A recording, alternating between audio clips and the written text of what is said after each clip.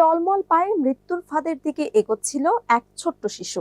সামনে খোলা লিফটের গর্ত, ভেতরে কোনো কেবিন নেই। অজান্তে কয়েক পা এগোতেই ঘটতে পারত ভয়াবহ দুর্ঘটনা। ঠিক সেই মুহূর্তে হাজির হলেন দেবদূতের মতো এক নিরাপত্তা রক্ষী। ভিডিওতে দেখা যায় আবাসিক ভবনের লবিতে শিশুটি একা ঘুরছে এবং খোলা লিফটের ফাঁকের দিকে ধীরে ধীরে এগোচ্ছিল। লবিতে বসে থাকা নিরাপত্তা রক্ষীর চোখে পড়ে শিশুটির বিপজ্জনক চলাফেরা। কয়েক সেকেন্ডের মধ্যেই তিনি বুঝতে পারেন পরিস্থিতির ভয়াবহতা, আর দেরি না করে দৌড়ে ছুটে শিশুটিকে কোলে তুলে নিরাপদ স্থানে নিয়ে যান। এই সাহসী পদক্ষেপ এক মুহূর্তের ফাঁকে রক্ষা করল শিশুটির প্রাণ।